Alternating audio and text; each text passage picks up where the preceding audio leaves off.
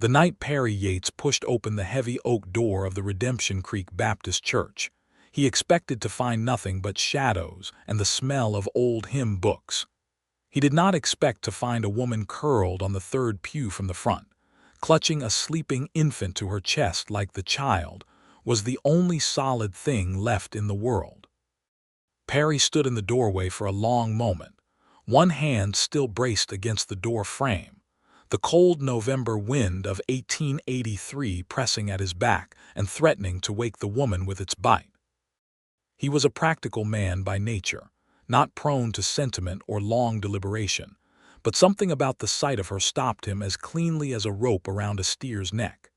She was young, maybe 22 or 23, with dark hair that had come loose from its pins and fallen across her cheek in long, tangled waves.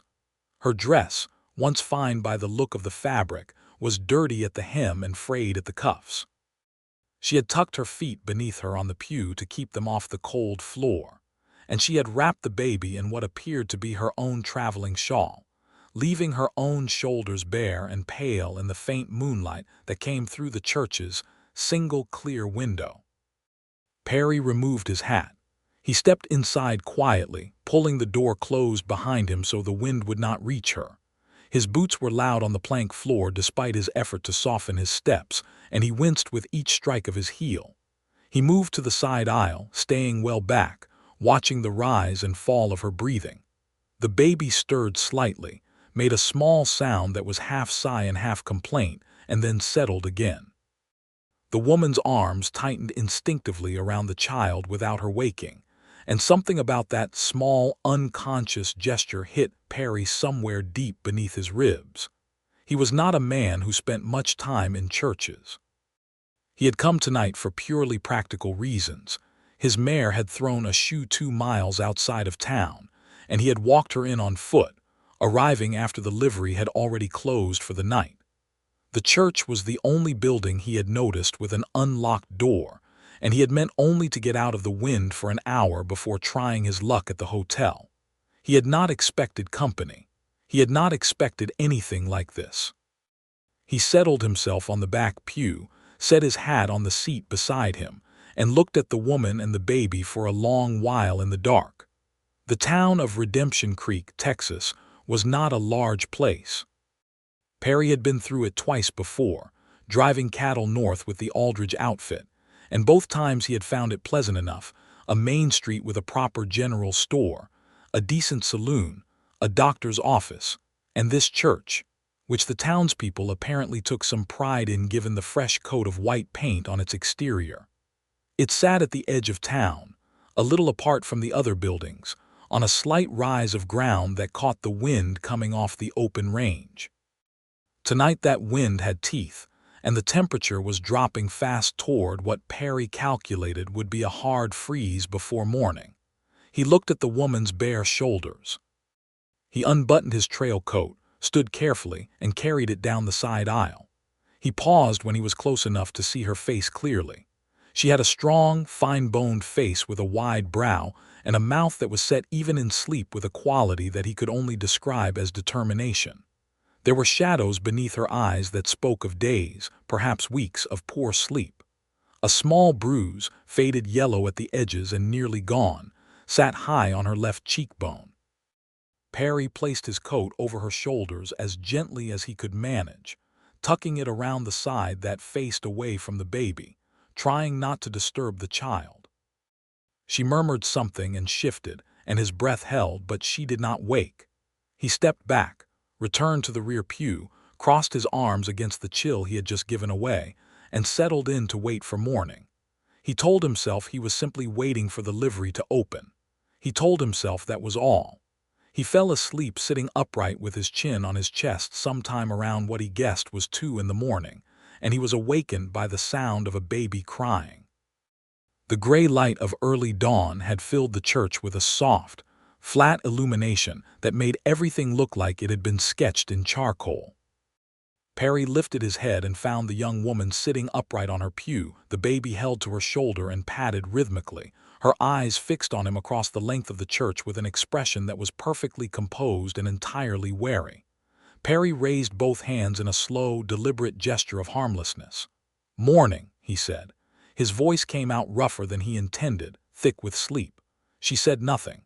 Her eyes did not move from his face. "My name is Perry Yates," he said. "I came in out of the cold last night. Did not know you were here until I was already inside, and I did not want to disturb you. I put my coat on you, the brown one there, because you looked cold. I mean you no harm whatsoever, and I will leave the moment you tell me to." She looked at him for a long moment more. The baby had quieted somewhat, though it continued to make small fussing sounds against her shoulder. Then she said, "How long have you been sitting there?" Her voice was low and careful, and it had a quality in it, not quite an accent, but a precision to the words that made Perry think she had been educated somewhere that took grammar seriously. "Since maybe 10 o'clock last night," he said. "I walked my mare in from 2 miles out. She threw a shoe. You slept in a church pew to watch over a stranger." "I slept in a church pew because it was warmer than the street and because I was not about to leave a woman and a baby alone in an unlocked building in the middle of the night." Something in her expression shifted, just slightly. Not softened exactly, but adjusted, recalibrated. "My name is Margaret Wainwright," she said. "Pleased to meet you, Miss Wainwright." "Mrs.," she said, and something moved across her face when she said it, not grief exactly, but something adjacent to it, something complicated and not yet resolved. "My apologies," Perry said. "Mrs. Wainwright." She looked down at the baby and adjusted its position in her arms. The infant was perhaps 4 or 5 months old, Perry guessed, with a round face and a tuft of dark hair and eyes that were trying very hard to focus on something specific in the middle distance and not quite managing it. It seemed healthy enough, pink-cheeked and sturdy, though its clothes were as worn as its mother's. "What is the baby's name?" Perry asked, because it seemed like the sort of question that might soften the tension in the room by small degrees. "Clara," Margaret said, and this time her voice was entirely different when she said it, warm and absolute, stripped of all caution. "Her name is Clara." "That is a fine name," Perry said, and meant it. He waited a moment and then asked carefully, "Are you all right, Mrs. Wainwright? Is there someone in town I can fetch for you, a family member or a friend?" The question seemed to land in the space between them with more weight than he had intended. Margaret's jaw tightened. She looked at the door of the church as though she were calculating something. Then she looked back at him. "There is no one," she said. "I arrived on yesterday's stage from Abilene. I had planned to arrange a room at the hotel, but when I inquired about the rate, I found that I had—" She stopped, lifted her chin slightly. "I found that my funds were not sufficient." Perry looked at the frayed cuffs of her dress, the worn soles of her shoes, the way she held herself with a dignity that was clearly costing her something to maintain, and he felt a quiet, uncomplicated anger on her behalf that was directed at no one in the room. "I see," he said. "I am not looking for charity," she said, reading something in his expression. "I am quite capable of finding my own situation. I simply needed a night out of the cold." "Of course," Perry said. He stood, retrieved his coat from where it had slid partially off her shoulders during the night, and shook it out. "Are you hungry? The hotel dining room should be opening about now. I would like to buy you breakfast if you will allow it." "You do not know me," she said. "I know you spent the night on a church pew in November with a 4-month-old baby and not enough money for a hotel room," he said. "I know that is a hard situation and that it does not appear to be one of your own making. And I know I have eaten alone at too many tables to count, and I would be grateful for the company." Margaret looked at him for a long, measuring moment. He stood still and let her look, understanding that she was deciding whether he was trustworthy, and that she had likely learned the hard way to make that determination carefully. "All right," she said at last. "Thank you." They walked out into the pale morning together, Perry slightly ahead to hold the door, Margaret with Clara bundled against her chest, with the shawl retied into a carrying wrap.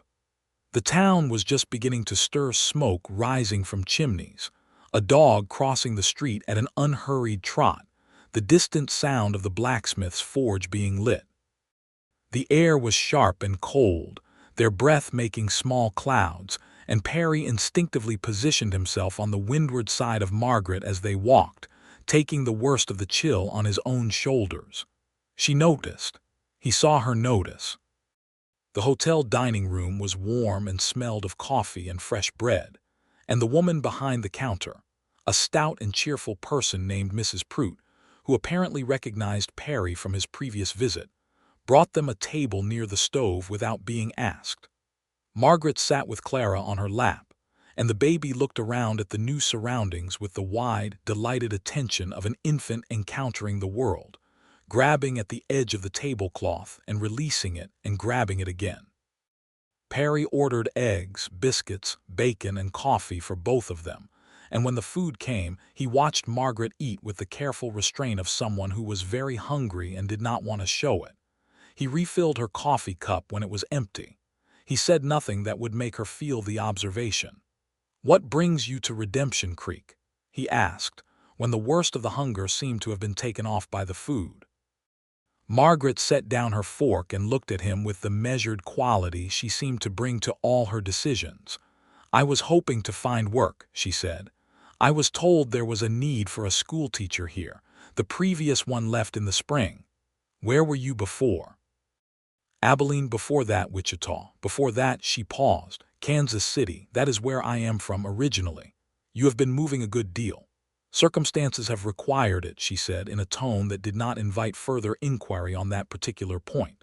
Perry respected that and moved around it. "As it happens, I know a little about Redemption Creek," he said. "I have driven cattle through here twice. The schoolhouse is still standing. I saw it this morning on the way in. A man named Gerald Holt runs the town council, and he is the one who would hire for a teaching position. He is generally considered reasonable." Margaret looked at him with something that was almost hope carefully restrained. "Do you know him personally?" "Not well, but I know his ranch is about 4 miles north of town, and I know he comes in on Wednesdays to conduct council business at the sheriff's office. Today is Wednesday." "Is it?" Margaret said, and for the first time since he had met her, something crossed her face that was unguarded and pure, a small, surprised relief, like sunlight finding a gap in clouds. "It is," Perry said, and he smiled at her, and she looked at the smile for a moment as though she was not entirely sure what to do with it, and then she looked away, but the corners of her own mouth had moved. Perry had ridden for the Aldridge cattle outfit out of San Antonio for 6 years, since he was 24 years old. He was 30 now, lean and weathered in the way that outdoor work in Texas made a man lean and weathered, with a face that was not handsome in a conventional way but was honest, which was perhaps better. He had a wide, straight mouth and gray eyes with fine lines at their corners from years of squinting into sun and wind, and his hands were large and rope-scarred and entirely capable. He had never been married, had never come particularly close. He had not thought very much about why that was. He thought about it now, looking at Margaret Wainwright across a breakfast table in a small-town hotel dining room, as she cut her bacon carefully and fed a small piece of it to Clara, who received it with enormous seriousness. He thought that he had perhaps simply not met the right reason before. He took his mare to the blacksmith after breakfast, while Margaret went to the general store to purchase what necessaries she could afford, which, she had admitted quietly, were not many. He arranged for the shoe and stood with his horse, a buckskin mare named September, while the smith worked, and he thought about what he was doing and what he intended and whether any of it was sensible. He had a job waiting for him in San Antonio. The Aldridge outfit expected him back within 2 weeks, having sent him north to scout a potential new cattle route through the hill country. His report was due. His life was there, such as it was, a bunk in the ranch hand's quarters, his saddle and his gear, a pay envelope at the end of each month that he spent on exactly nothing of lasting consequence. He thought about Margaret's bare shoulders in the church. He thought about the way she had said Clara's name. He was still thinking when he walked back toward the main street and found her standing outside the general store with Clara on her hip and a small paper parcel in her other hand, looking north up the street with the expression of someone who has just been told something disappointing. "What happened?" he said. "The storekeeper told me that Gerald Holt does not, in fact, come to town on Wednesdays anymore," she said. "He apparently conducts council business by written correspondence now, since his leg was broken by a horse last spring." Perry processed this. "All right," he said. "He also told me that the schoolteacher position was filled 2 months ago," she said. Her voice was steady and controlled, and he understood that the steadiness was not ease but effort. "A young man from Austin. He is apparently quite satisfactory." Perry looked at her. She was looking north up the empty street, and the morning light fell across her face in a way that showed every line of fatigue and strain, and also every line of the stubbornness that was holding her together. "Come with me," he said. She turned and looked at him. "Come with me," he said again, more slowly, because he was working out what he meant as he said it, and he wanted to get it right. I am not proposing anything improper. I am proposing something practical. I know this part of Texas reasonably well. I know there is a town called Hatcher's Ford, about 20 miles southeast of here, where I happen to know the school closed last winter when the teacher died of fever, and where as far as I know no replacement has been found. I also know the rancher who effectively runs that town, a man named Douglas Crane, because I drove 1,000 head of his cattle to Dodge City 4 years ago, and he has been meaning to repay the favor ever since." Margaret stared at him. "You are suggesting I traveled 20 miles across open country with a stranger?" "I am suggesting that you traveled 20 miles with a man who slept in a church pew all night to make sure you and your daughter were safe," he said, "which is a somewhat different thing." She looked at him for a long time. Clara, apparently sensing the gravity of the moment, had stopped her usual grabbing and fidgeting and was looking at Perry with a solemn, round-eyed attention. "Why," Margaret said finally, "why would you do this? You do not know me. You have a life somewhere, obligations." "I have a job to get back to," Perry said, "but it can wait a few days, and I am doing it because—" He stopped, tried again.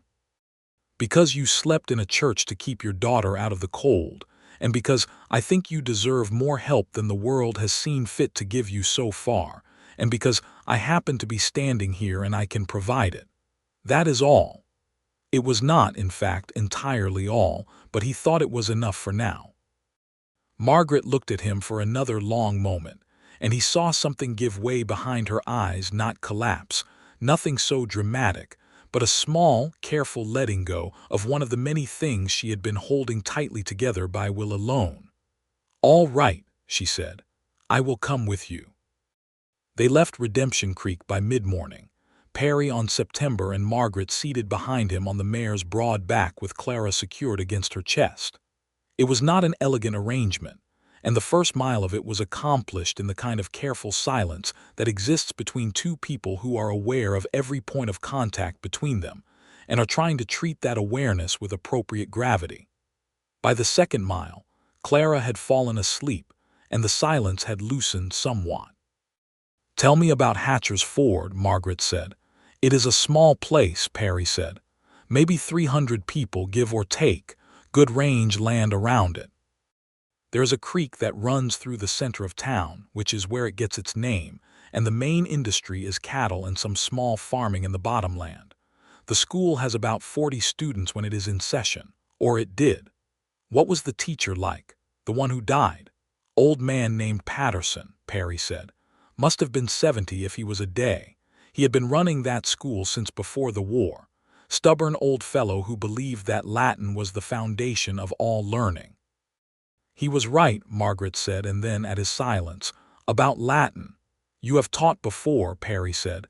"For 3 years," she said, "in Kansas City and then Wichita. What made you leave Wichita?" The silence that followed was of a different quality from the easy one that had preceded it.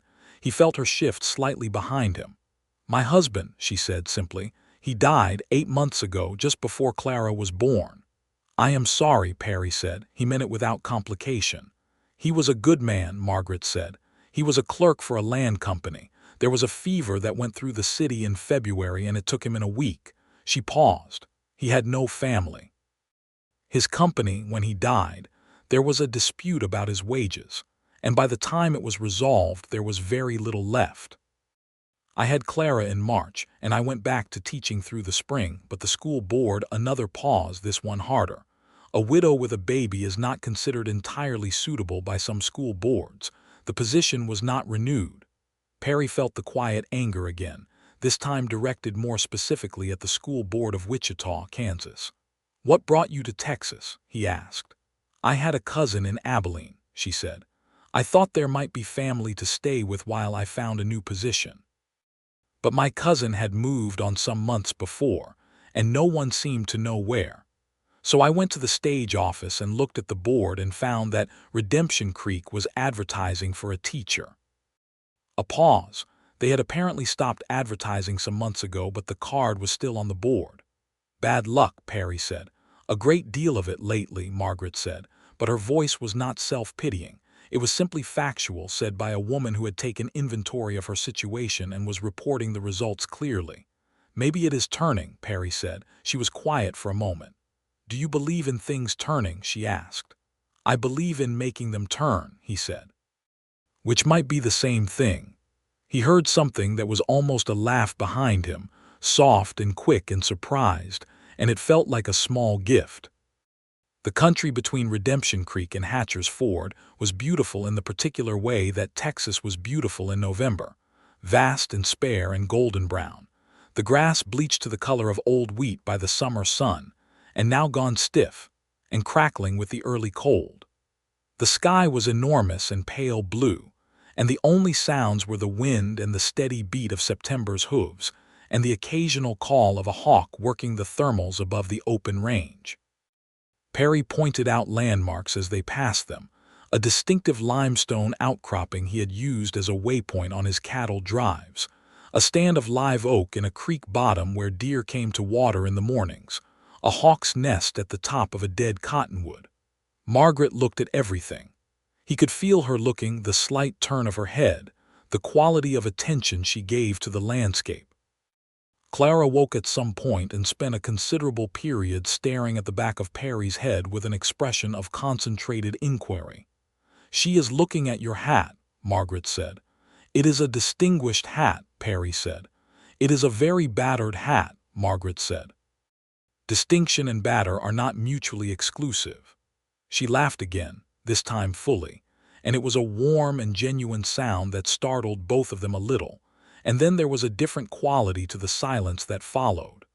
They stopped at noon by a creek to water September and eat the food Perry had packed that morning from the hotel: biscuits and dried meat and dried apples, simple enough. He spread his bedroll as a ground cloth and they sat on it, and Perry held Clara while Margaret ate properly with both hands free. The baby regarded him with the same focused solemnity she had shown at breakfast, examining his face as though memorizing it. He made a careful experiment of crossing his eyes, and was rewarded when Clara broke into a grin of such complete delight that it showed her small pink gums and made her whole body squirm with pleasure. "She likes you," Margaret said, watching them. "I like her," Perry said, uncrossing his eyes. "She has good judgment. She is 4 months old. That is plenty of time to develop good judgment. Some people never manage it at all." Margaret shook her head, but she was smiling, and she did not look away quickly the way she had before. She looked at him for a moment with something that was simply open and present, and then she looked at her daughter, and her whole face changed when she looked at Clara, becoming softer and fiercer at once, the way a candle is both the light and the heat. They arrived at Hatcher's Ford in the late afternoon, as the sun was beginning to lower and lay long orange light across the land. The town was exactly as Perry remembered it, a single wide main street, a handful of side streets, buildings of raw wood and painted wood, and the occasional limestone block. A creek ran along the south side of town, which was lower than the north side, and the sound of it was a steady pleasant murmur as they rode in along the main street. People looked. That was the nature of small towns, and Perry was used to it. He noticed that people looked at Margaret with the particular attention that strangers in transit receive, evaluating, curious, not unfriendly. A woman on the porch of the dry goods store raised a hand in greeting. An old man sitting on a bench outside the barber shop touched his hat. Perry tied September at the rail outside the general store and helped Margaret down. She managed the dismount with Clara still secured against her chest, and a dignity that he admired. He held September's reins with one hand and steadied Margaret's elbow with the other as she found her footing, and for a brief moment they were very close together, and he was aware of her warmth and the scent of her hair, which was something clean and faint like soap and the outdoors. She looked up at him because he was taller and their eyes met at close range, and then she stepped back and adjusted Clara's wrapping. "Where do we find Douglas Crane?" she asked. "His ranch is north of town," Perry said, "but he has an office at the bank that he uses on weekday afternoons. This way." Douglas Crane was a large man in his 60s, broad-shouldered and white-haired, and wearing the expression of someone who had spent several decades getting exactly what he wanted, and had arrived at a state of benign confidence about the future. He was sitting behind a desk in a small, wood-paneled office at the back of Hatcher's Ford's only bank when Perry pushed open the door, and he looked up from his papers, and then rose to his feet with the unhurried authority of a man who stands up when he chooses to. "Well," he said, "Perry Yates." "Mr. Crane," Perry said, "I hope I am not interrupting." "Nothing that cannot wait," Crane said. He looked at Margaret and at Clara with a frank but not unkind curiosity. "Who is this you have brought me?" "This is Mrs. Margaret Wainwright," Perry said. "She is a trained and experienced schoolteacher from Kansas City and Wichita with 3 years of classroom experience. She is also currently in need of a position, and as I recall, Hatcher's Ford has been without a teacher since March." Crane looked at Margaret. Then he looked at Clara. Then he looked at Perry with an expression that was very slightly amused at something, though he did not say what. "Mrs. Wainwright," he said, "have a seat." The conversation that followed lasted 30 minutes, and by the end of it Douglas Crane had offered Margaret a trial period of 1 month in the Hatcher's Ford schoolhouse at a salary of $20 per month, plus lodging in the small house adjacent to the school that had been provided to old Patterson for the last 15 years and was currently standing empty. Margaret had accepted with a composure that Perry suspected cost her considerably, given that he could see her hands pressed tightly together in her lap. When they walked out of the bank into the evening air, she stopped on the boardwalk and stood still for a moment, and he stood beside her. "Thank you," she said. Her voice was careful and quiet and entirely genuine. "You did that yourself," Perry said. "I only got you in the door." "That is sometimes the hardest part," she said. Perry arranged a room at the town's single boarding house for the night, 2 rooms, with the discretion that the situation required, and the following morning he helped Margaret carry her few things to the schoolhouse cottage. It was a simple, 2-room wooden house, sparsely furnished, cold with disuse but well built, with a good stone fireplace in the main room and a kitchen shelf with a pump that drew from a well beneath the floor. The bedroom was just large enough for a bed and a small chest, and there was an alcove off the kitchen that would serve for Clara. Perry lit the fireplace while Margaret walked through the rooms with Clara on her hip, touching the walls and the windowsills, looking at everything with a quiet, intense attention that he recognized as someone taking possession of the first stable ground they had stood on in a long time. He built the fire up until the main room was warm, and then he stood and brushed the ash from his hands. "I need to be getting back south," he said. "I have been gone longer than I planned already." Margaret turned from the window. The firelight was behind her and she was in front of it, and the light came through from the other side and made everything about the moment very clear and also very complicated. "Of course," she said, "you have been more than kind." "I will be through this way again," he said. "The Aldridge outfit sometimes runs cattle north through this part of the country." "I know," she said, and then, looking at him directly, "I hope you will stop when you are." "I will," he said. He put his hat on and walked out into the cold morning, and he rode south out of Hatcher's Ford on September with the particular feeling of a man who has left something important behind him, though he would have had difficulty saying exactly what it was. The land opened out ahead of him, brown and gold and vast, and the wind was at his back, and he rode for an hour before he allowed himself to think about her face in the firelight. He thought about it for the remaining 150 miles to San Antonio. He reported to Henry Aldridge on a Thursday morning, gave his account of the northern route, and went to his bunk and lay on his back and stared at the ceiling and thought about a woman sleeping on a church pew with a baby. He thought about the way she had eaten her breakfast, carefully, trying not to show how hungry she was. He thought about the bruise on her cheek, faded but still there. He thought about a school board in Wichita that had decided a widow was not suitable. He thought about her husband, dead of fever before his daughter was born, leaving her with nothing. He wrote her a letter on Sunday. He had not written many letters in his life and was aware that this one was imperfect, but he sent it care of the Hatcher's Ford post office and told himself that if she did not respond, he had not lost anything that was formally his to begin with. She wrote back in 11 days.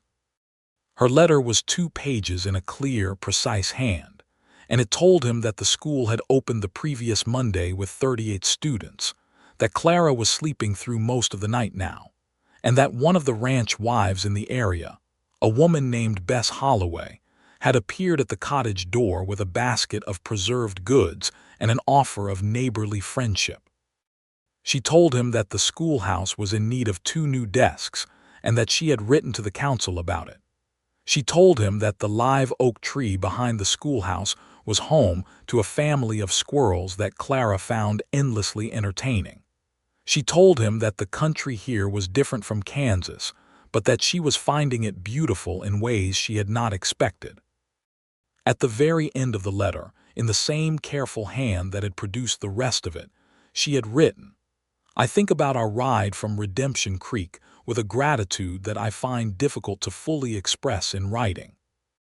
I hope the work in San Antonio is going well, and I hope, as I said, that you will stop when you pass through." Perry read that letter 4 times and then put it in the inside pocket of his trail coat, which was where important things went when a man needed to keep them close. He wrote back the same evening. They wrote to each other every 10 days or 2 weeks through November and December, and the letters changed as letters do when people are paying genuine attention to each other. They began with practicalities and observations and moved, carefully and without either of them making a point of it, toward the kind of specific honesty that only happens between people who have decided, without formality, to trust each other. Perry told her about growing up in East Texas, about his father who had been a farmer and his mother who had read poetry in the evenings by the fire and who had died of consumption when he was 16. He told her about how he had come to cattle work because it was outdoor work and outdoor work suited him, and about the way the country looked at the end of a long drive, the same and different both, and always larger than you expected. Margaret told him about Kansas City, about the school where she had been educated by a fierce and wonderful woman named Miss Delaney, who had insisted that her girls read Shakespeare and do mathematics and debate ideas. She told him about her husband, whose name had been Thomas, and she wrote about him with the honesty of someone past the first raw stage of grief. She had loved him. They had been happy. His death had been terrible and unfair, and she was still angry at the senselessness of it sometimes, in the quiet of the night. She told him that Clara looked like him around the eyes and that she was glad for it. Perry read those letters in his bunk by lamplight and found himself thinking about Thomas Wainwright with a respect for the dead man that surprised him slightly. He had given Margaret to the world, and Margaret had given him Clara, and Perry thought that even a man who was gone ought to be given credit for what he left behind. He arrived in Hatcher's Ford on the 23rd of December with a string of 4 horses he was delivering to a ranch 10 miles north of town, and the excuse of stopping was so simple that it barely required acknowledging as an excuse at all. He tied the string at the rail in front of the general store and walked down the side street to the schoolhouse cottage and knocked on the door. Margaret opened it. She had been inside and was warm, and her hair was down because it was evening, and Clara was on her hip because Clara was apparently always on her hip, and she looked at him with an expression that he had not seen before, startled and pleased, and something else, something bigger than both of those things, that she pulled back into composure before it fully showed, but not before he had seen it. "You stopped," she said. "I said I would," he said. She stepped back and let him in, and the cottage was warm and smelled of wood smoke and something cooking on the stove, and there was a small pine branch on the windowsill decorated with red ribbon that Clara had apparently been attempting to reach for some time given the direction of her focus straining. "Sit down," Margaret said. "I was making stew. There is more than enough."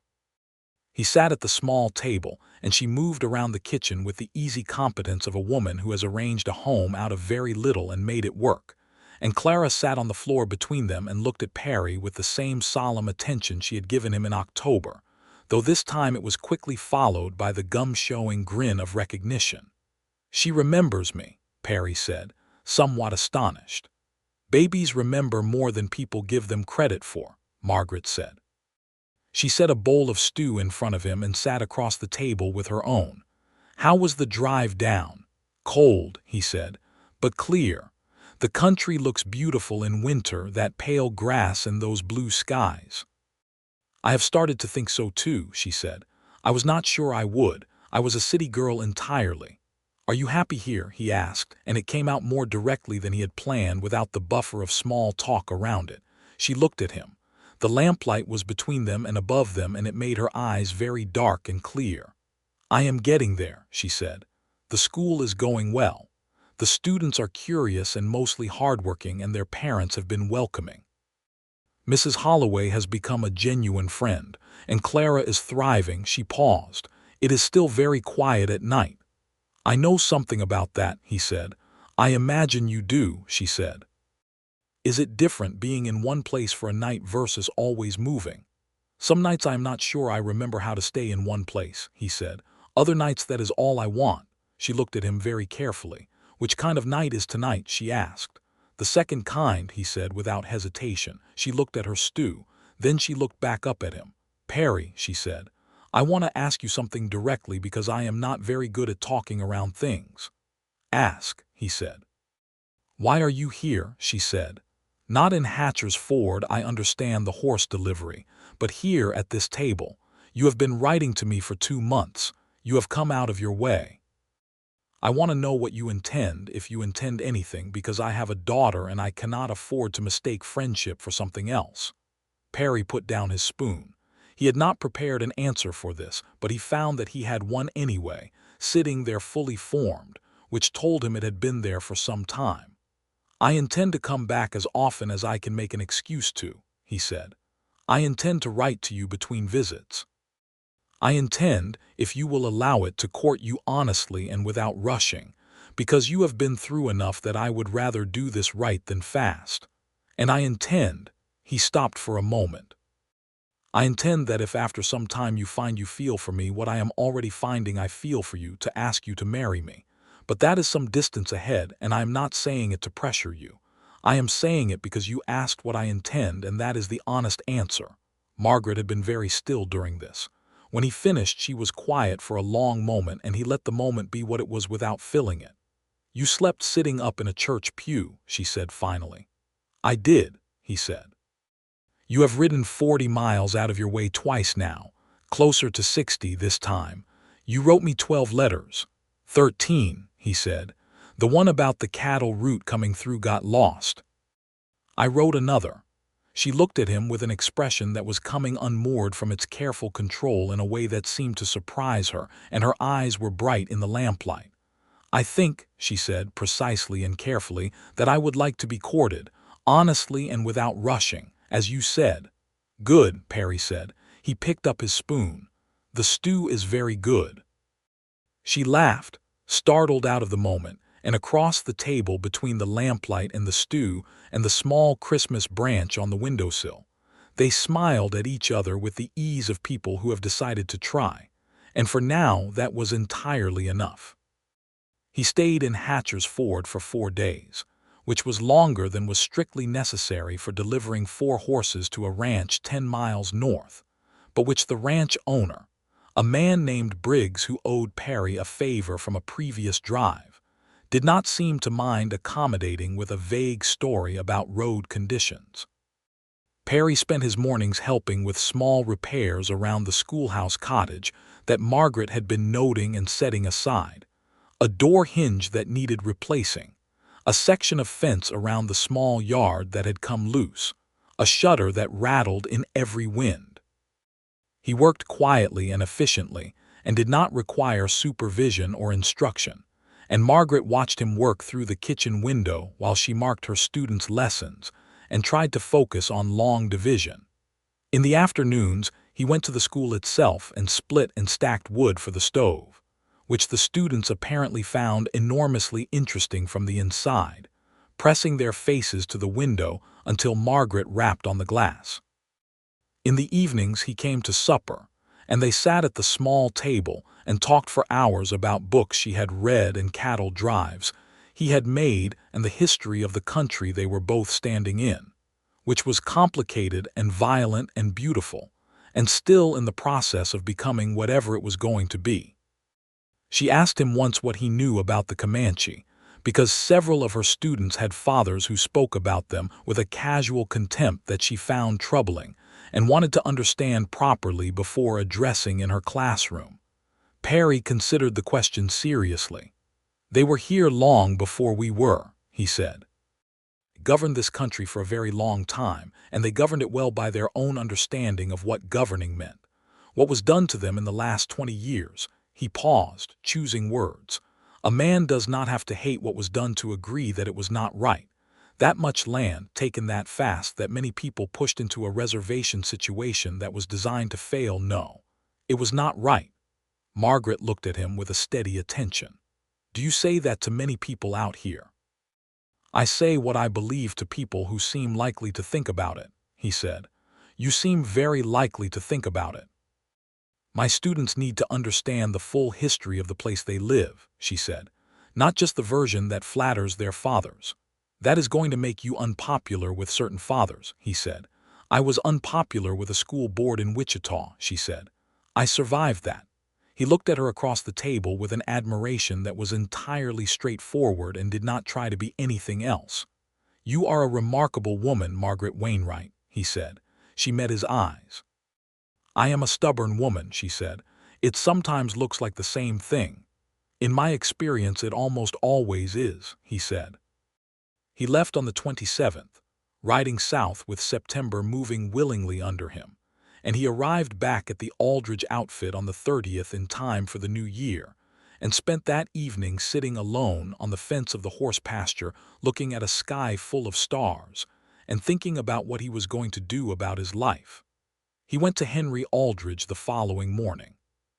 Henry Aldridge was a man of 60 who had built his cattle empire from a single section of hill country land he had purchased after the war with money he had saved as an army farrier, and he had a respect for direct conversation that had always suited Perry well.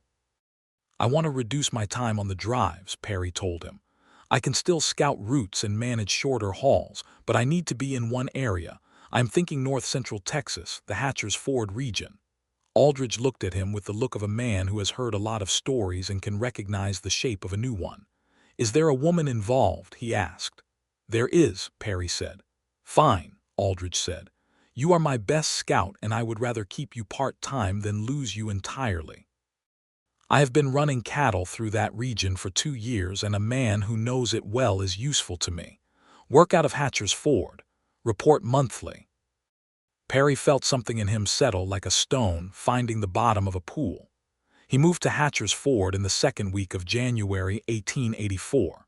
He took a room at the boarding house and arranged with Douglas Crane to take on a range management role for the northern reaches of Crane's operation, which would supplement his Aldridge scout work and keep him legitimately busy and locally employed. He did not tell Margaret all of this at once. He told her first that he would be in the area more regularly, and watched her face arrange itself into something it had clearly decided not to show too directly, and felt privately very pleased. Hatcher's Ford in January was cold and clear and quiet, and Perry discovered that he liked it considerably more than he had expected to. He liked the particular peace of a small town in winter, the smoke from chimneys and the sound of the creek, and the way the stars were unreasonably bright at night with no city light to compete with them. He liked that people learned his name quickly and used it. He liked that September had a comfortable stall at the livery, and the livery owner, an older man named Totham, was happy to talk horses for as long as Perry had patience for it, which was longer than most. He courted Margaret with the seriousness and patience he had promised. He came to supper 2 or 3 evenings a week, never so often that it became pressure, always enough that there was continuity. He brought small things when it seemed natural, a book he thought she would find interesting, a length of good wool fabric from the dry goods store that would make a warm dress, once a bright wooden rattle for Clara that played a simple tune when shaken, which Clara received with the expression of someone who has been given exactly the right gift. He learned Margaret's rhythms. He learned that she was sharp and funny in the mornings and quieter and more serious in the evenings, and that the serious quality was not sadness but depth, the natural inclination of a thoughtful person at the end of a day when there is no longer any noise to fill the space. He learned that she was endlessly curious about everything. She read newspapers with the intensity of someone taking an examination. She argued ideas vigorously and cheerfully, and changed her mind when she was shown good reason to, and she expected the same rigor from anyone who argued with her. He learned that she was, as she had said, stubborn, but that her stubbornness was not the brittle kind that breaks under pressure but the flexible kind, like good wood that bends rather than snapping. He learned that she was lonely in ways she did not say directly, and that the loneliness was not just about Thomas, who she was still mourning quietly and privately, but about the particular isolation of being a woman alone in a world that treated alone women as a problem to be solved rather than a person with an ongoing life. He told her this one evening in February, sitting by her fire while Clara slept in the alcove, and the wind rattled the shutters he had fixed in December. "You are not alone anymore," he said. "I know that is not a dramatic declaration, but I want you to know it as a plain fact. Whatever comes next, you are not alone." She looked at him from the other chair, and the firelight was on her face, and she was quiet for a moment. Then she said, "You are changing things for me in ways I did not expect and that I find rather difficult to be adequately eloquent about." "You are the most eloquent person I have ever met," he said. "If you cannot find the words, I am content with the fact." She looked at the fire. Then she said, "I am falling in love with you, Perry. I want to say it plainly because I think you deserve plain speech, and because I am not interested in pretending otherwise." The fire popped. The wind pressed at the window. Clara made a small sleeping sound from the alcove. "I have been in love with you," Perry said, "since you sat across from me at a breakfast table in Redemption Creek and fed a piece of bacon to a 4-month-old baby with the seriousness of a person handling a matter of great importance." She laughed, and it broke the solemnity of the moment in the best way. And then he was laughing too, and they laughed until they were out of breath. And then she stood up and crossed the small space between their chairs and sat beside him, and he put his arm around her, and she leaned her head on his shoulder, and neither of them said anything for a long while. He proposed to her in March, formally and properly, on a Sunday afternoon when the weather had warmed enough to walk along the creek without immediate suffering. He had purchased a ring at a jeweler's in San Antonio during his February report to Aldridge, a simple gold band with a small garnet, the color of which had reminded him of a particular sunset over the Texas plains, which was not the most sensible reason for choosing a ring but was the true one. He had carried it in his jacket pocket for 6 weeks.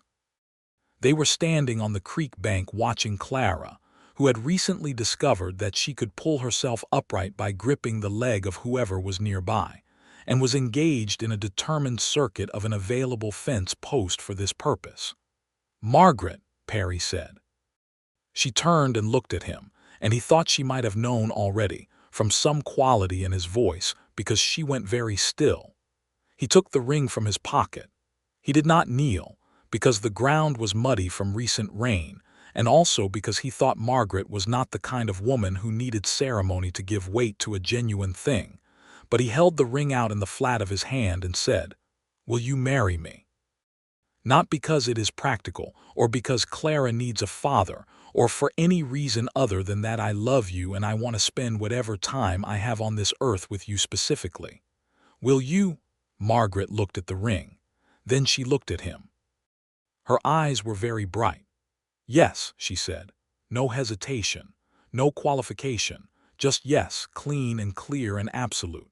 He put the ring on her finger and she looked at it there, and then she looked up at him with a smile that was the most unguarded thing he had ever seen on her face, everything in it. All the difficulty and the grief and the stubbornness and the humor and the intelligence and the love, all of it present and not one piece of it held back. He kissed her for the first time, there on the creek bank in the March sunshine, with the water running beside them and Clara still enthusiastically circling her fence post.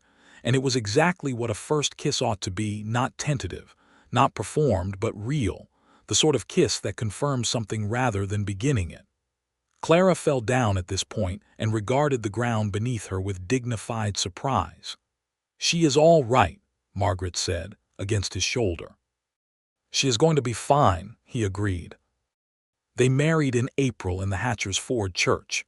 A small, plain ceremony with Douglas Crane and his wife in attendance, and Bess Holloway and her husband, an old totem from the livery who had apparently developed a genuine affection for Perry over the winter, and the minister whose name was Calloway, and who conducted the service with a brisk warmth that suited both of them. Margaret wore a dress of dark blue wool that Bess Holloway had helped her make, and her hair was put up properly for once, and she was the most beautiful thing Perry had ever seen in his life, which he told her afterward in the exact words, and she told him that he was partial and not to be trusted, which was fair but did not change the truth of it. He moved his few possessions from the boarding house to the schoolhouse cottage the same afternoon. They were not many, his saddle and gear, a trunk of clothes, a small collection of books, September. He had never accumulated things, had never had a place to put them.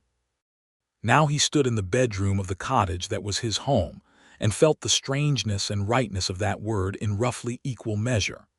That evening, with Clara sleeping in her alcove and the fire built up against the April chill, Margaret sat across from him at their table, and they ate supper together as husband and wife for the first time, and he thought that the word ordinary had never seemed so particular and valuable. This was ordinary. This, the lamplight and the stew and her voice across the table.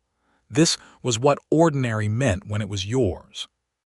Through the spring and into the summer of 1884, they built a life with the same careful, practical thoroughness with which they had built everything else, adding to it piece by piece. Perry worked his route scouting for Aldridge and his range management for Crane, and came home reliably in the evenings in a way that still felt, some nights, like an extraordinary thing. Margaret taught her school and fought with the town council over the new desks, which they finally approved in May, and read to her students from Shakespeare and the history of the Republic of Texas and the natural sciences, and gradually, won over even the most skeptical of the ranch fathers, who discovered that their children were learning to read and cipher with a competence that was directly useful, and therefore pardoned the Shakespeare. Clara turned 1 year old in July with a party that Bess Holloway organized in the schoolhouse yard, featuring the town's only surviving apple tree and a generous quantity of cake from Mrs. Prout, who had made the trip from Redemption Creek expressly for the occasion, and stayed the night in great comfort at the boarding house. Clara sat in the middle of the yard in a sun hat that kept sliding over her eyes and ate cake with the focused devastation of someone who has waited an entire year for this specific thing, and intends to do it properly. Perry watched his daughter, The word had arrived in his mind at some point in the spring and settled there without ceremony, as though it had always been there waiting from the fence. And Margaret came and stood beside him, and he put his arm around her, and she leaned against him. "Are you happy?" she asked, echoing the question he had asked her that first December evening. "Beyond what I knew how to want," he said. "Which is the best kind?" She pressed her face briefly against his shoulder. "Good," she said. "So am I." In August, Margaret told him she was expecting a baby, and she told him in the morning before the school day, sitting at the breakfast table, watching his face with the careful attention of someone who cannot entirely predict the reaction they are hoping for. He sat very still for a moment, and then he stood up and went around the table and crouched beside her chair and held her face in his large, careful hands and said, "That is the best news I have had in 30 years." And she put her hands over his hands and pressed her forehead against his and said nothing, because nothing was needed. The pregnancy was healthy and uneventful in the way that pregnancies in 1884 were prayed to be healthy and uneventful. And Margaret taught through November with the serene determination of a woman who saw no reason that pregnancy should alter a sound educational calendar, which the school board found both admirable and somewhat alarming. In December, she agreed to a temporary arrangement by which the eldest student, a 15-year-old girl named Ruth Sanderson, who was clever and capable beyond her years, took over the daily instruction while Margaret supervised from a chair by the stove. Ruth took to this with a seriousness that would, Margaret told Perry, eventually make her an excellent teacher in her own right. Their son was born on the 4th of January, 1885, in the cottage bedroom with Bess Holloway in attendance, and the midwife from 3 miles out and Perry in the main room, where he had built the fire to a heat that was probably excessive and sat in his chair, and prayed to a God he was imprecisely certain about with a fervor that left no room for uncertainty about the desire. The baby arrived healthy and loud, and expressed his opinion of the outside world with a vigor that could be heard from the main room and presumably from some distance beyond. Perry was brought in to see him 20 minutes after, and he stood by the bed where Margaret lay with the infant against her chest, looking exhausted and radiant in the particular way of a woman who has just done something immense, and he looked at his son and his wife and felt something happen in his chest that he did not have language for and did not try to name. "What shall we call him?" Margaret asked. Perry thought for a moment. "Thomas," he said, "if you are willing." Margaret looked at him. Her eyes filled, and she let them fill without apology. "Yes," she said, "Thomas Perry Yates." He sat on the edge of the bed and put his arm around her carefully, and she leaned against him, and he put his other hand on his son's small, warm back, and the baby made an outraged sound that settled by degrees into something quieter. Clara, who had been sleeping through all of this, appeared in the doorway at this point in her nightgown with her hair in complete disarray and her expression one of profound suspicion about the noise, looked at the baby, looked at her parents, and said, with the authority of a person who has decided to make the best of an unexpected situation, "Baby." "Yes," Perry said. "Your brother Thomas." Clara considered this for a moment. Then she nodded, walked to the bed, patted Thomas's head with a gentleness that surprised everyone, and went back to her own room. "She approved," Margaret said. "She is her mother's daughter," Perry said. "She evaluated the situation and made a decision." Margaret laughed softly and closed her eyes and rested against him. The years after that were good years, full and warm and ordinary in all the best ways. Perry's work with the Aldridge outfit eventually evolved into a permanent regional role, managing cattle movement through the north-central Texas territory, which kept him close to home and busy and brought in reliable money. He negotiated, with Douglas Crane's assistance, the purchase of 40 acres of land a mile north of town, where he built a proper house over the course of 1886 with help from Bess Holloway's husband and 2 other men from town. It was a solid wood frame house with a good porch and 4 bedrooms and a kitchen with real windows, and when it was finished, Margaret stood in the kitchen looking at the windows and the light coming through them and said nothing for a long moment and then said, "It is ours," in a voice that contained everything she had ever meant by that word. They moved into the house in the fall of 1886, when Clara was 3 and Thomas was nearly 2. Clara had her father's directness and her mother's intelligence, and she applied both of these qualities to every situation she encountered with a thoroughness that was alternately impressive and exhausting. Thomas was quieter and more observant, a child who watched everything for a long time before moving, but when he moved he was certain and quick. Margaret returned to the school full-time when Thomas was a year old, and she taught at the Hatcher's Ford School for the next several years with a growing reputation in the county for producing students who were genuinely, practically educated young people who could read and write well, reason through problems, do mathematics, and understand something of the history of the world they lived in, including its injustices. Several of her students went on to attend university in Austin and San Antonio. Ruth Sanderson, who had supervised the school during Margaret's delivery of Thomas, became a teacher herself in a town 40 miles east, and she wrote to Margaret every Christmas. Perry built a reputation in the county as a reliable and honest cattleman, and by 1888 he had expanded his land to 120 acres and was running his own small herd alongside his route work for Aldridge.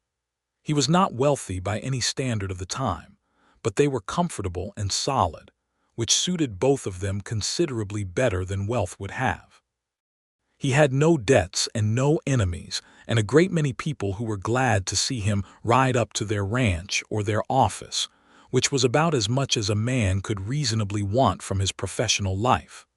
There were hard things, because there always were.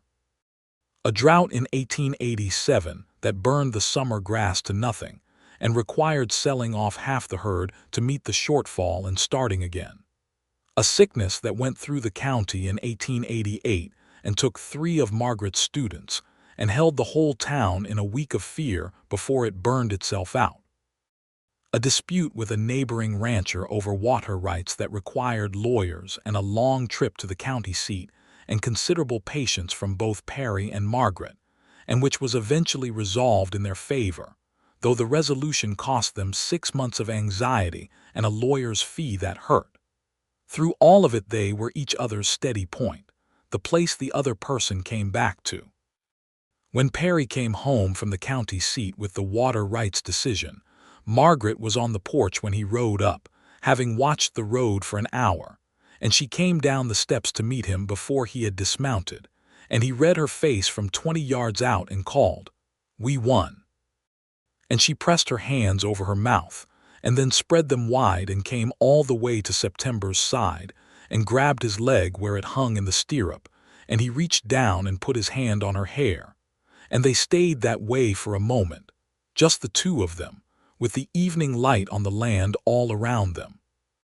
In 1889, their second son was born, a boy they named Robert, who arrived in the world at an unreasonable hour of the morning and went to sleep immediately after, as though he had made his point and saw no need to belabor it. Robert was from the beginning the most practical and serene of their children, a quality that Margaret said came from Perry and Perry said came from Margaret, and neither of them were wrong. Clara, who was 6 and in her mother's school by this time, regarded Robert's arrival as a logistical challenge that she intended to manage efficiently. She set up a system for taking turns holding him that she presented to her parents in written form, which both Perry and Margaret agreed was either alarming or wonderful, depending on the moment. Thomas, who was 4, was initially unsure about a second brother but came around when Robert demonstrated, at approximately 3 months of age, an ability to follow Thomas with his eyes that Thomas found enormously gratifying. After that the two of them were inseparable, which was a source of great amusement and occasional mild chaos in the household. By 1890 Hatcher's Ford had grown from 300 people to closer to 500, and there was talk of a railroad spur that would connect the town to the main line running east to west through the county. The railroad would change things. Everyone agreed on that, though people disagreed about whether the changes would be good. Perry thought some of them would be and some would not, and said so, which was his general approach to complicated things. Margaret, at 30, was the kind of woman she had always been becoming, stronger in her convictions and more patient in her methods, with a clarity about what mattered and an ability to let go of what did not that Perry had always admired, and that had deepened with the years. She was the most respected teacher in the county by any reasonable assessment, and she knew it, and did not trade on it, which made it more rather than less true. Perry, at 36, had the look of a man who has found exactly the right life for his particular set of qualities. He was not softer than he had been. The outdoor work and the Texas sun had made sure of that. But he was settled in a way that the younger version of him, drifting from cattle drive to cattle drive, would not have recognized and would have very much wanted. On a November evening in 1890, almost exactly 7 years after the night he had walked into a cold church and found a woman asleep on a pew with a baby, Perry sat on his porch in the dark after the children were in bed, and Margaret brought him coffee and sat beside him in the other chair. The night was clear and very cold, and the stars were the same unreasonable brightness they had always been over this particular country. They sat in comfortable silence for a while, as people do when they have been together long enough that silence is easy and does not need to be filled. "I have been thinking," Margaret said presently, "about the night you found us." "I think about it sometimes," Perry said. "I was so frightened," she said. "I was trying very hard not to be, and I mostly succeeded, but I was. I did not know that town, I did not know you. I had $14 and a 4-month-old baby and a dress that was falling apart, and I had no idea what I was going to do in the morning." "You did not show it," he said. "I was showing it to myself," she said. "That was enough." He looked at her profile in the darkness, the strong, clear line of her face, and he said, "I am glad I pushed that door open." "So am I," she said, "though at the time I considered the possibility that you were a significant threat." "That is fair," he said. "A stranger in a dark church at 10 o'clock at night." "And then you put your coat on me," she said quietly. "Without waking me, without—" She stopped. "I woke up and I was warm, and there was this coat that wasn't mine, and you were asleep in the back pew like you had simply decided to stand watch, and I thought—" She stopped again. "What did you think?" he asked. "I thought, here is a man who does the right thing when no one is watching," she said, "and I thought that was probably the most important thing there was to know about a person." Perry reached over and took her hand, which was cold from holding the coffee cup, and she turned her hand in his and held on. "Clara asked me today," Margaret said, "why her father is named Thomas on her certificate of birth, but you are her father." Perry felt the weight of this carefully. "What did you tell her?" "I told her that she has 2 fathers," Margaret said. "That the one named Thomas loved her very much and gave her to the world, and that the one named Perry loves her very much and has been here for the growing, and that she is very lucky to have been loved by 2 good men." Perry was quiet for a moment. "How did she take it?" "She considered it very seriously," Margaret said, "and then she said that she supposed that was satisfactory and went to find Thomas." Perry laughed quietly. "She is remarkable." "She is," Margaret agreed. "They all are." "I am not objective. None of us are," he said. "That is the point." They sat for a while longer in the cold and the dark, and the creek made its steady sound from the south end of town, and the stars were sharp and present above the open country, and the house behind them held their children and their life, all of it real and solid and theirs.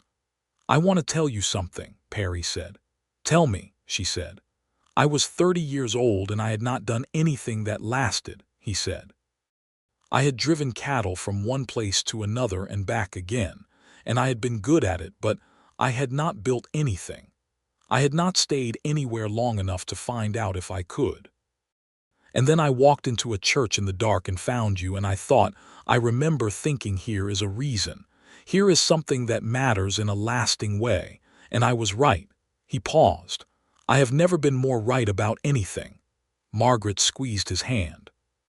She did not say anything, but she turned and looked at him in the dark, and what was in her face was everything: the grief and the courage and the love and the life they had made, all of it present and fully inhabited and entirely without reservation. He leaned forward and kissed her, and she kissed him back, and the cold November night was around them and the stars were above them, and the house behind them was warm with the sleeping breath of their children. It was 7 years from a church pew in Redemption Creek to a porch on a Texas night, with 3 children sleeping inside, and a life built from the ground up out of nothing but willingness and luck and the stubborn, faithful choice to stay. Perry Yates had walked into the right church on the right cold night, and Margaret Wainwright had let a stranger put his coat over her shoulders, and everything after that was the consequence of 2 people deciding, again and again, that this was the one worth staying for.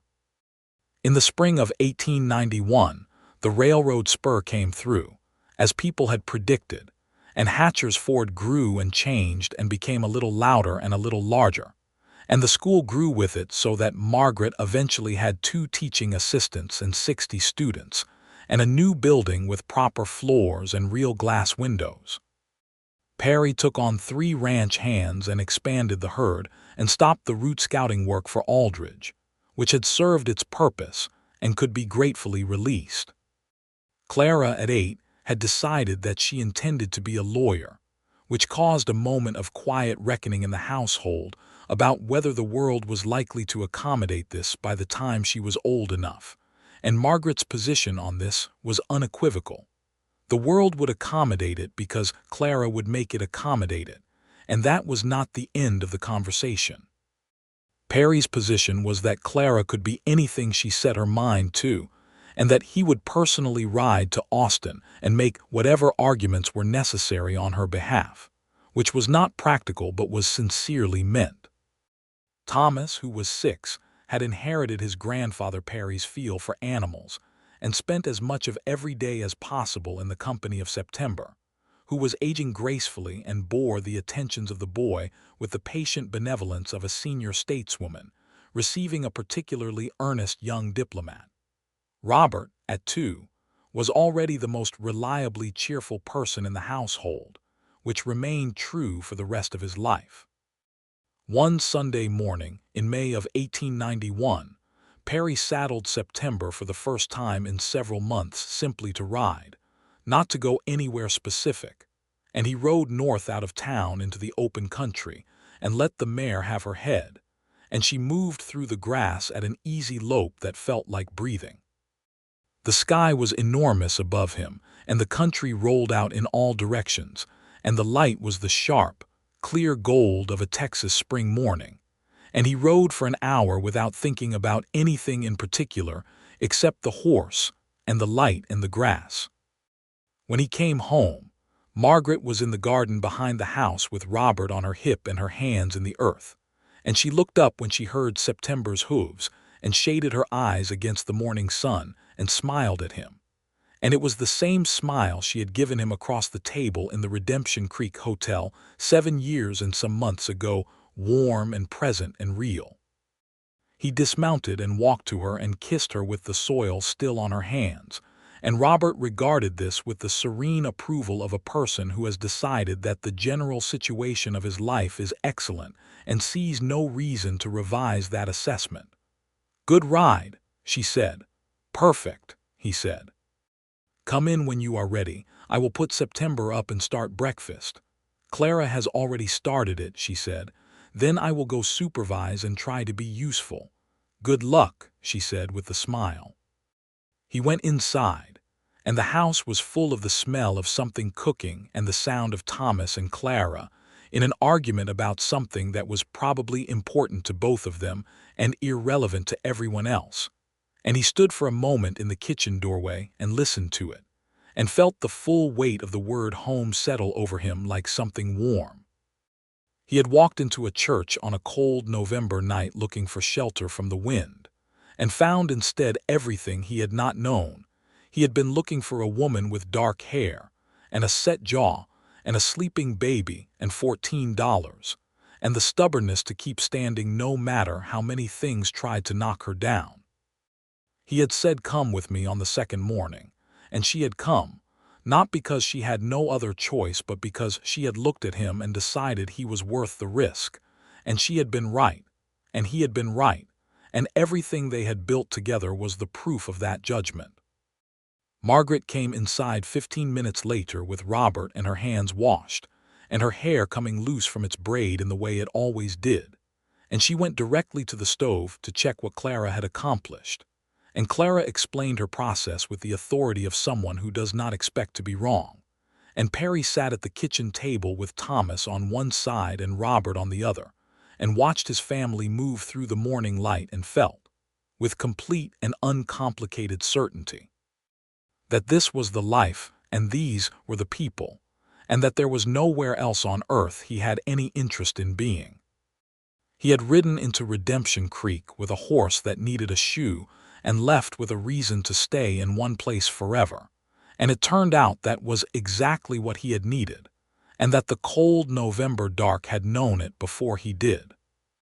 Outside, the Texas morning opened wide and golden over the range, and the creek ran its steady course through the south end of town, and the school stood at the edge of the main street waiting for Monday, and the 40 acres north of town were green and growing, and September stood in the good shade of the live oak behind the barn and thought whatever horses think in the good quiet of a spring morning.